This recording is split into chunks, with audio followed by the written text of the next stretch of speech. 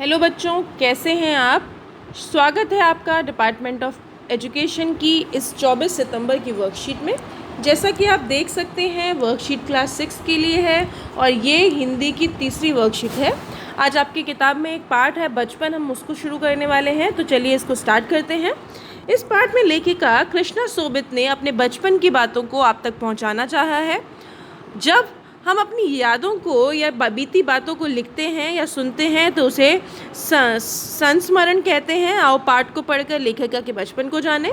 मैं तुम्हें अपने बचपन की ओर ले जाऊंगी। मैं तुमसे कुछ इतनी बड़ी हूँ कि तुम्हारी दादी भी हो सकती है, तुम्हारी नानी भी, तुम्हारी बुआ भी और मौसी भी। परिवार में मुझे सभी लोग जीजी कहकर पुकारते हैं। हाँ, मैं इन दिनों कुछ बड़ा यानी उम्र में सयाना महसूस करने लगी हूँ, शायद इसलिए कि पिछली शताब्दी में पैदा हुई हूँ। मेरे पहनने ओढ़ने में भी काफ़ी बदलाव आए हैं। पहले मैं रंग बिरंगे कपड़े पहनती थी।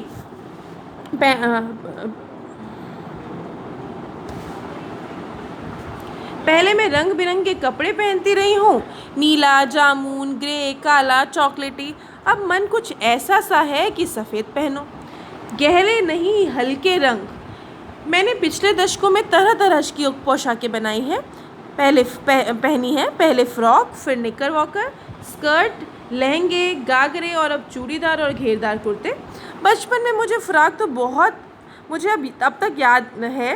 हालांकि नीली और पीली घेर वाली फ्रॉक, गोल कॉलर और बाजू पर भी गोल कफ, एक हल्के गुलाबी रंग का बारीक चुन्नटोदार घेरदार फ्रॉक, नीचे गुलाबी रंग की फ्रिल।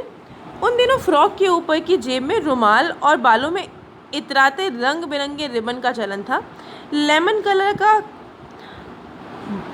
बड़े प्लेटों वाला गर्म फ्रॉक जिसके नीचे पर फर टिकी थी। 2 ट्यूनिक भी याद हैं। एक चॉकलेटी रंग का था और अंदर की कोटी प्याजी कलर की थी, दूसरा ग्रे और उसके साथ सफ़ेद कोटी। मुझे अपने मोज़े और स्टॉकिंग तक भी याद है।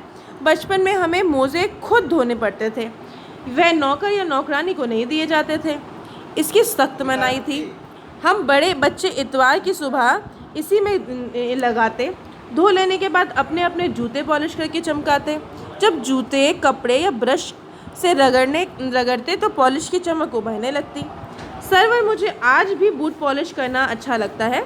हालांकि अब नई किस्म के शू आ गए हैं। कहना होगा कि ये पहले से ज़्यादा आरामदेह है। हमें जब नए जूते मिलते उसके साथ ही छालों का इलाज शुरू हो जाता।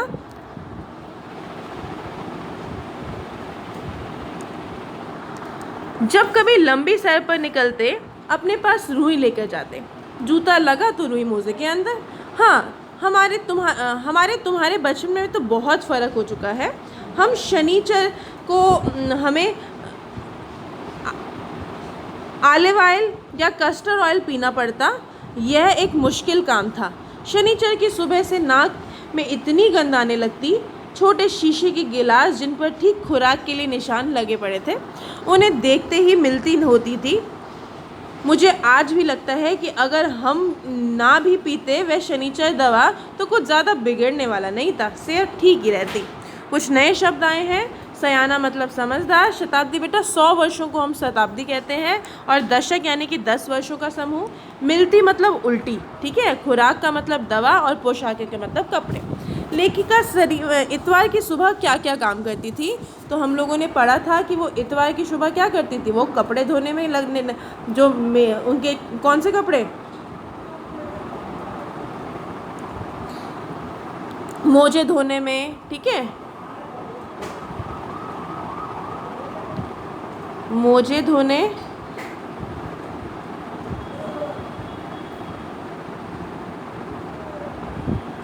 पॉलिश करने, जूते पॉलिश करने। तो लेखिका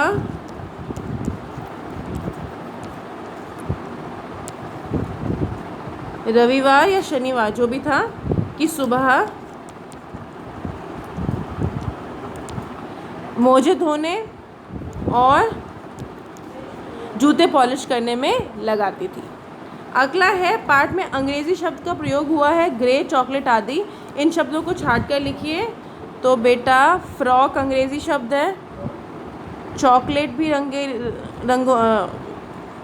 ट्यूनिक भी अंग्रेज़ी शब्द है।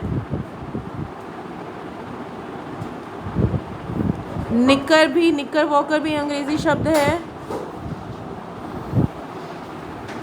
फ्रिल भी अंग्रेज़ी शब्द है। ब्रश भी अंग्रेज़ी शब्द है। बूट भी अंग्रेज़ी है। स्टॉकिंग भी अंग्रेज़ी है। तो ऐसे और भी शब्द होंगे। आप पॉलिश भी अंग्रेज़ी है। आप उन शब्दों को ढूंढिए और इनको लिख लीजिए जल्दी से। फिर है लेखिका ने पिछले दशकों में किन किन तरह की पोशाकें पहनी। तो बेटा बहुत तरह की पोशाकें पहनी उन्होंने।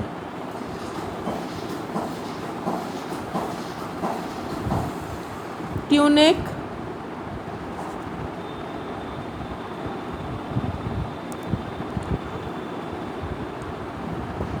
ये सारी की सारी चीज़ें पहनी हैं। हम लिखेंगे लेखिका ने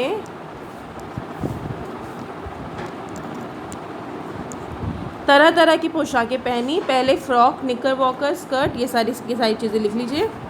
आगे है छुट्टी के दिन आप क्या क्या करते हैं, लिखिए या चित्र बनाइए। तो बेटा छुट्टी के दिन मैं देर से उठती हूँ।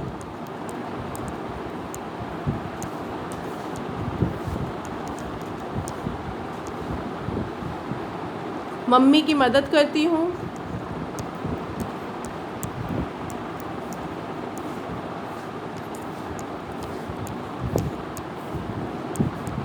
चलिए 2 चीज़ें लिख दी मैंने। अब आपको क्या करना है, दार प्रत्यय लगाकर शब्द लिखना है। अब दार प्रत्यय क्या होता है बेटा, दार क्या होता है, सबसे पहले प्रत्यय जो हमारा बाद में लगता है। जैसे आप देख सकते हैं घेरदार, घेर के बाद दार लग गया, घेरदार वर्ड बन गया। चूड़ीदार, चूड़ी के बाद दार लगा है, चूड़ीदार वर्ड बन गया। तो आपको 3 लिखना है। तो एक है माल जमादार, मालदार, हम बोलते हैं ना बड़ी मालदार पार्टी है। फिर ईमान जमादार, ईमानदार। एंड लास्ट देखते हैं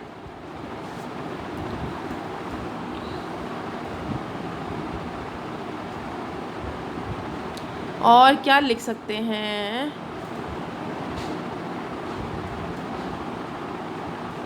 जवाबदार, जवाब जमादार।